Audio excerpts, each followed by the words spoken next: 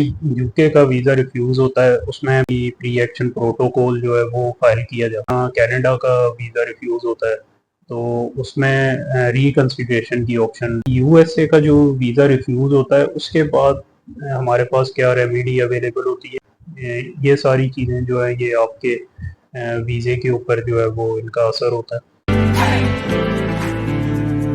बिस्मिल्लाहिर्रहमानिर्रहीम। जिन लोगों का यूएसए का विज़िट वीज़ा रिफ्यूज़ होता है तो उसके बाद अक्सर वो पूछते हैं कि आगे हमारे पास फर्दर क्या रेमेडी अवेलेबल है।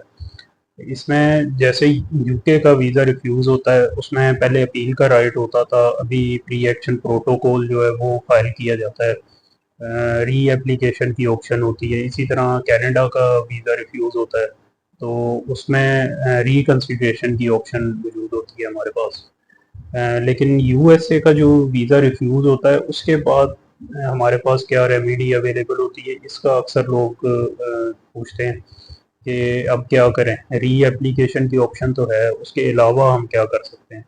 तो इसको थोड़ा सा मैं एक्सप्लेन करूँगा कि जब यूएसए का वीज़ा रिफ्यूज़ होता है तो उसके बाद क्या ऑप्शंस अवेलेबल होती हैं और उसके बाद जो है वो हमारे पास जो रिप्लाई आता है रिफ्यूज़ल का उसमें क्या होता है, ये थोड़ा सा मैं एक्सप्लेन करूँगा। यूएसए का वीज़े का जो प्रोसेस होता है, इंटरव्यू कंडक्ट होता है।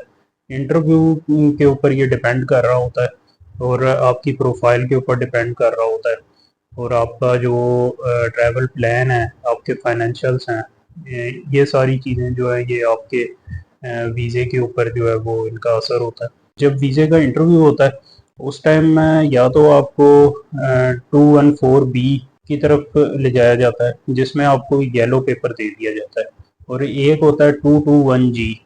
221 जी में इसको वाइट पेपर भी कहते हैं। इसमें आपको जो है वो वाइट पेपर दिया जाता है। ये एक एडमिनिस्ट्रेटिव प्रोसेस होता है, इसमें आपसे कोई फर्दर डॉक्यूमेंट, कोई फर्दर एविडेंस, कोई चीज़, कोई फर्दर एक्सप्लेनेशन रिक्वायर्ड हो तो ये आपसे जो है वो पूछी जाती है। तो और जो 214 बी होता है, 214 बी जो होता है इसमें येलो पेपर भी इसको बोला जाता है, ये सीधा सीधा रिफ्यूज़ल होता है। इसके बाद जो है फर्दर कोई रेमेडी आपके पास अवेलेबल नहीं होती, ये रिफ्यूज़ल होता है। लेकिन इसमें री एप्लीकेशन का राइट आपके पास होता है, आप कभी भी री एप्लीकेशन फाइल कर सकते हैं। वो अब सेपरेट उसके ऊपर डिस्कशन है वो कि कब फाइल करनी चाहिए री एप्लीकेशन, फ़ौरन बाद करनी चाहिए या कुछ टाइम ठहर के, वो उसके लिए मैंने सेपरेट वीडियो बनाई है। लेकिन ये है कि उसके लिए आपके पास री एप्लीकेशन का राइट होता है। तो अब री एप्लीकेशन की तरफ अगर आप जाते हैं तो उसमें ये होता है कि आपको जब आप नई एप्लीकेशन फाइल करें तो आप अपनी प्रीवियस एप्लीकेशन और रिफ्यूज़ल ये जो है ले जाके आप किसी इमिग्रेशन लॉयर के साथ कंसल्ट करें और उससे डिस्कस करें कि ये मेरा रिफ्यूज़ल है और ये मेरी प्रीवियस एप्लीकेशन है। अब मैं आगे जो फाइल करता हूँ उसमें क्या उसमें बेहतर आपके पास ऑप्शन अवेलेबल है। री एप्लीकेशन में उसको फर्दर जो है वो उसको एक्सप्लेन आप बेहतर कर सकते हैं। आप उसमें एविडेंस जो है वो कोई बेहतर लेके आ सकते हैं। आप उसमें एक बहुत इम्पोर्टेंट चीज़ है कि आप यूएस से आपने वहाँ पे विजिट वीज़े पे जाना है, ट्रैवल करना है और आपने यूएस से लीव करके वापस अपने होम कंट्री आ जाना है और आके अपनी जो कमिटमेंट्स होंगी, आपकी बिजनेस कमिटमेंट है, आपकी स्टडी है, आपकी जॉब है, आपकी फैमिली है, तो उनको आपने आके ज्वाइन करना है।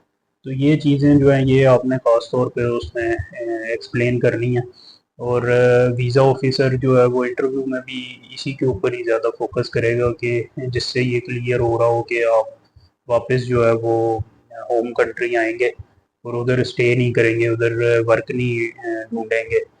क्योंकि यूएसए का जो वीज़ा होता है इसमें जो इंटरव्यू कंडक्ट कर रहा होता है ऑफिसर, उसके माइंड में एक चीज़ होती है बाय डिफ़ॉल्ट, वो ये कंसीडर कर रहे होते हैं कि आप यूएस से छोड़ के वापस नहीं आएंगे। ये आपने उसको एक्सप्लेन करना है, ये आपने प्रूफ करना है कि मैं होम कंट्री वापस आऊँगा, यहाँ पे मेरा स्टेबल सिस्टम है, यहाँ पे मेरे फाइनेंशियल्स अच्छे हैं, तो मुझे वहाँ पे रुकने की ज़रूरत नहीं है, स्टे करने की ज़रूरत नहीं है। मैं वहाँ पे विज़िट कंप्लीट करके तो वापस अपने होम कंट्री आ जाऊँगा।